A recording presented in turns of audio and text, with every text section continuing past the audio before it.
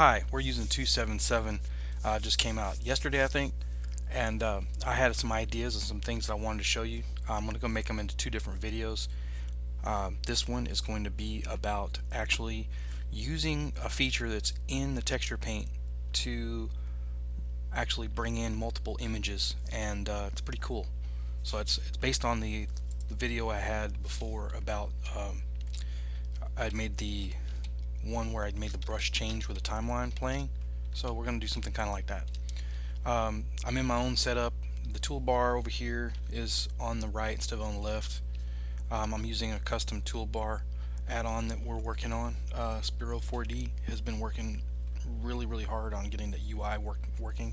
I'm using an older version, but we're not going to be doing too much with this. We're mainly going to be doing some small stuff. But just to get started, we're going to do some basic conversion, um, video editing. This one just should be what you've already seen, and what we're going to do is we're going to batch rename. I'm going to set this up and give myself a properties panel, and what we're going to do is well, these are all the same. These are going to have to be the same as the size of what I've got, so I think they're all the same. I've already made them all the same is what I mean, all my images. So I'm going to open one real fast from the desktop. I've got a test directory. I've got these images here, and I'm going to check them out and see what size they are on the end panel. 1024 by 1024. Okay, I thought that's what was going on. Okay, so what I'm going to do is make this 1024 by 1024 at 100%, and we're going to set up a new location for these to go to. I'm going to go to my desktop, and I'm going to push this button to create a new directory. I'm going to put this as brush set 1 and choose that from my directory. Okay, all my images are going to be RGB, so I'm not going to include an alpha channel, but I'm going to go ahead and use PNG, and then I'm going to load the images from the test see here, desktop test directory. A to select all, load them in, and shouldn't be that many to go. So I'm on 1 now, and it ends here at, looks like 15. So I'm going to end that on 15, and I'm going to, this way I can export the images as one, and this should create the images all with the same title. So now what I'm going to do is go back to image open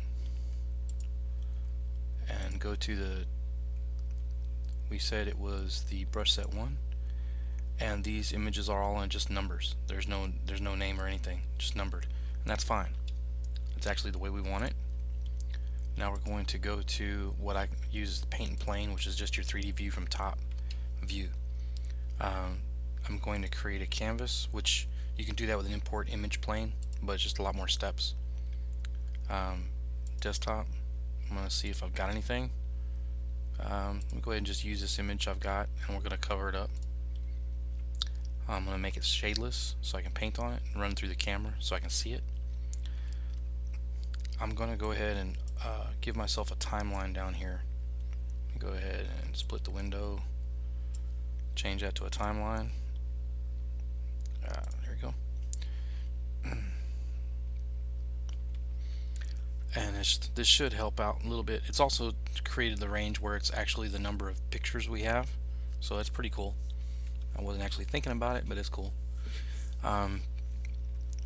Here in our texture, I'm going to use them with alpha, but I'm going to set them up as brush masks. let's go ahead and use our fill tool. 100%, no pressure, just drop it in, make it white. Back to the text draw, I'm going to go to the texture brush here and click brush mask. Then now a new one, the default is image or movie, so I'm going to open, and we're going to go back to the brush set 1 as our directory. A to select all 15, open. You'll see underneath it, it says frames to use 15, 1, 0. I'm going to click auto and refresh and cyclic, and it says use alpha. I'm going to have to go here, image mapping. I'm going to go with clip, and image sampling I'm going to tell it to calculate. Actually no, let me go ahead and say repeat. I think we're going to use that in a very simple demonstration. So here we go. Here's the clip texture mask, and right off the bat you'll see that this part doesn't actually update, but as you move the timeline, the one over here in the preview does. So you can tell which one you're using there. And actually I probably should have cut that off at 14, so let me see if I can do that. Let me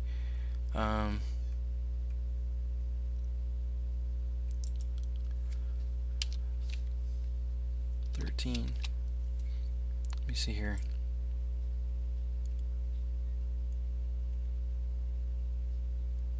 Okay, we're okay. I think it's okay. Okay, so I've got the tiling. Now it's just a matter of using it. We need to change to like a gray so we can see it, because we're using it as a mask.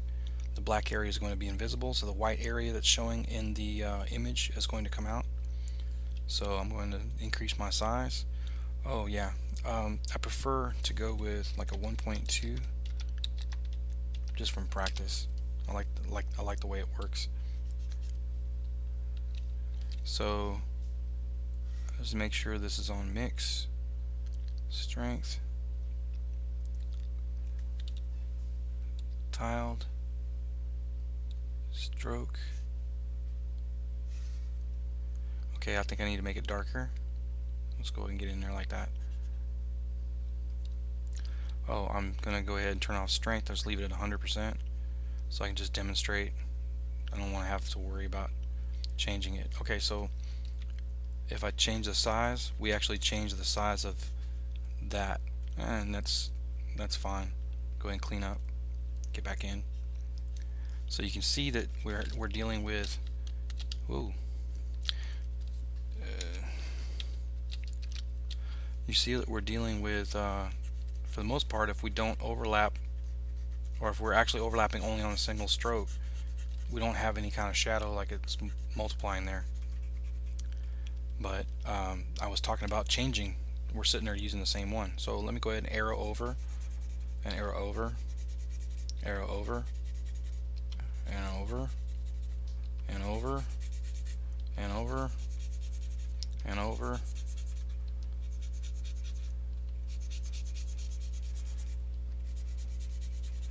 And so you see where we're at.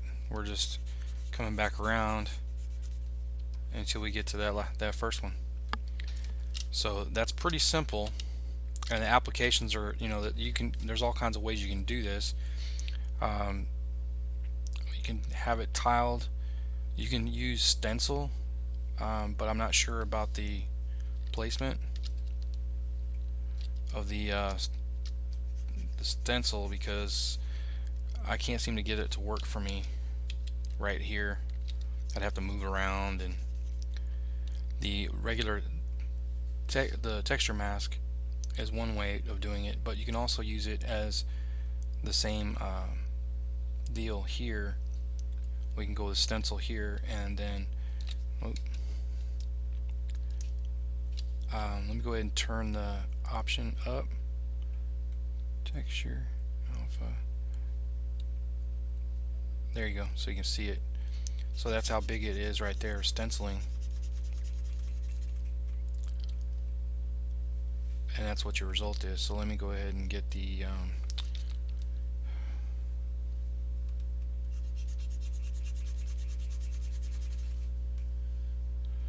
anyway, so you can stencil, you can use it as a stencil however you want to, but then when you actually go to change things, you'll see that when you arrow, when you arrow around, it becomes something, it doesn't update here. So say like I come here and I'll turn around and do this, and it's actually a different pattern underneath there. So option, turn alpha down.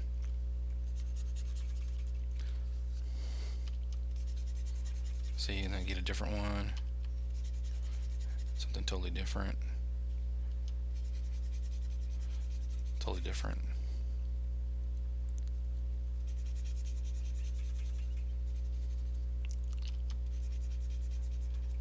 And so you can get a lot of different ways of getting the textures around. And I like to keep it open here, so like when you're actually going cycling through, you can see the preview. And that's it. I mean, that's the tall and short of it.